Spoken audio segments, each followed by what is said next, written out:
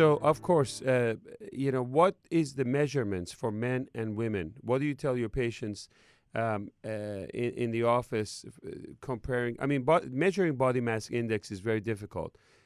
So is there a quick formula as far as what is your waist size should be for men and women? Yes, a very easy, simple method. If you just have a cloth-type measuring tape at home, just simply place it around, your bare midriff, slightly above the belly button area. And when you take the measurement, you want to exhale out and then record what that measurement is. And if you're a woman, the waist measurement should be no more than 35 inches. If you're a man, the waist measurement should be no more than 40 inches. So you want it below 35 for a woman, below 40 inches for a man. And if it's a number higher than that, then it probably does indicate visceral fat. Okay. Are there any other risk factors, Cheryl, besides diet that can lead to big belly fat? I mean, there are people probably out there who are saying, look, I do everything I'm supposed to be doing. I eat healthy food, and I still have this belly fat. And the rumor about like drinking a lot of beer and alcohol, is that, or are there any other risk factors besides diet that people should be aware of? Yes, definitely.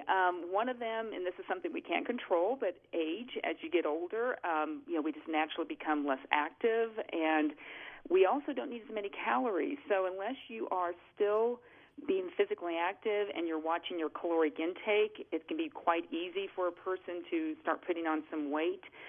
Gender-wise, we know that it can affect men and women a little bit differently.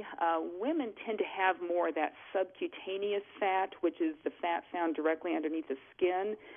We tend to carry our weight more on the hips, thighs, and buttocks area, the upper arms.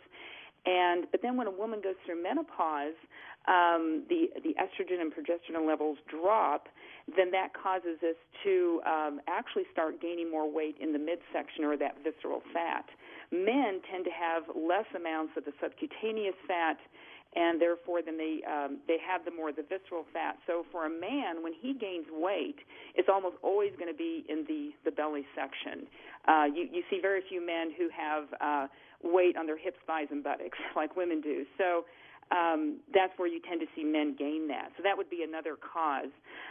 People who smokers tend to have more visceral fat. You can be somebody who smokes, and a lot of times women will take up smoking because they feel like it keeps them thinner. It's not a healthy way to do it, but that's what they do. But then they end up with more of that visceral fat stored deeper than the belly there. How about the thyroid disease? Does that play a role? I'm just asking. Some of these patients that are hypothyroid, is that a general weight gain, or that's also like a belly fat kind of? Well, it can be probably a little combination of both. If you have a low thyroid, hypothyroidism, you're going to be have a tendency to gain weight. You feel more sluggish.